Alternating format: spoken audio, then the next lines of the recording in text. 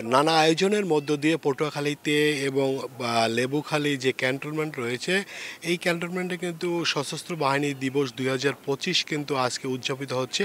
আপনারা দেখতে পাচ্ছেন যে এই সশস্ত্র বাহিনী 2025 উপলক্ষে কিন্তু এখানে কিন্তু প্রতি বছরের ন্যায় কিন্তু এবছরও এই যে বরিশাল এরিয়ায় যে 7 পদাতিক ডিভিশন রয়েছে এরিয়ায়, এখানে কি একটি মনোমুগ্ধকর সংবর্ধনা অনুষ্ঠানের মধ্য দিয়ে পালিত হচ্ছে।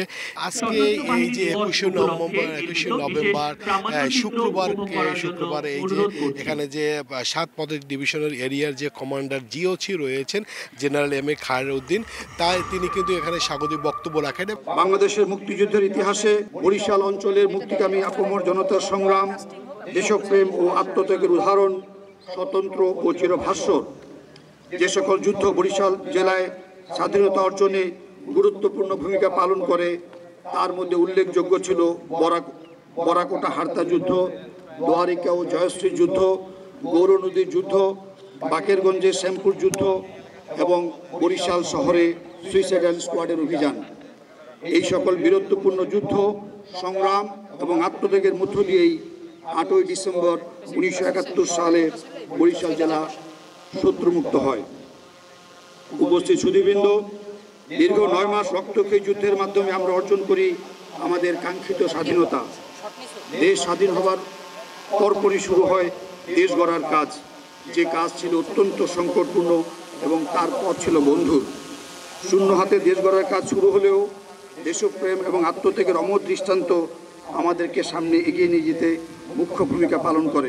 এছাড়া কিন্তু তিনি তার বক্তব্যে যে মুক্তিযোদ্ধা বরিশাল অঞ্চলের মানুষের অসীম সাহসিকতা এবং সহযোগিতা এবং বীরত্বপূর্ণ আবেদনের প্রশংসা করেন এবং তিনি বরিশাল অঞ্চলের বীর মুক্তিযোদ্ধা সহ সকল বীর শহীদের প্রতি বিনম্র শ্রদ্ধা জানান এবং আগত সকল মুক্তিযোদ্ধা শহীদ পরিবারের যে সদস্যবৃন্দ ও আমন্ত্রিত অতিথিবৃন্দকে ধন্যবাদ জানান। এছাড়া যে প্রধান অতিথি কিন্তু আরও যে বলেন যে এই যে পেশাগত দায়িত্ব পালনের পাশাপাশি সশস্ত্র বাহিনী দেশের প্রতিটি ক্লান্তি লগ্নে মানুষের পাশে দাঁড়িয়েছে। একই সাথে যে জাতীয় পর্যায়ে যে কোনো দুর্যোগ মোকাবেলায় এবং পার্বত্য চট্টগ্রামের সশস্ত্র দমন, সন্ত্রাস দমন, বেসামরিক প্রশাসনিক সহায়তা এবং যে বিভিন্ন দেশ গঠনমূলক কর্মকাণ্ডে সশস্ত্র বাহিনী অবদান তুলে ধরেন।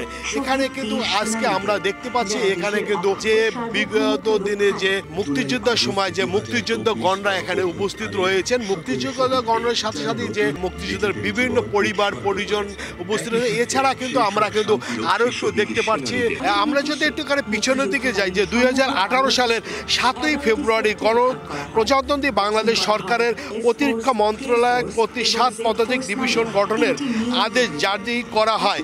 এছাড়া যে 8ই ফেব্রুয়ারি 2018 সালে কিন্তু পটুয়াখালী জেলা এবং বরিশাল জেলার যে পায়রা নদী রয়েছে, এই পায়রা নদীর উত্তর পারে কিন্তু এই সেনানিবাসের কিন্তু উদ্বোধন করা হয়। আজকে 54 বছর সশস্ত্র বাহিনী দিবস উপলক্ষে কিন্তু এখানে নানা আয়োজনের মধ্য দিয়ে এখানে কিন্তু সশস্ত্র বাহিনী দিবস উদযাপিত হচ্ছে। এই ছিল পটুয়াখালী থেকে আমার কাছে সশস্ত্র বাহিনী দিবস উপলক্ষে সর্বশেষ। মোহাম্মদ মনির হোসেন বাদল, সময় সংবাদ, পটুয়াখালী।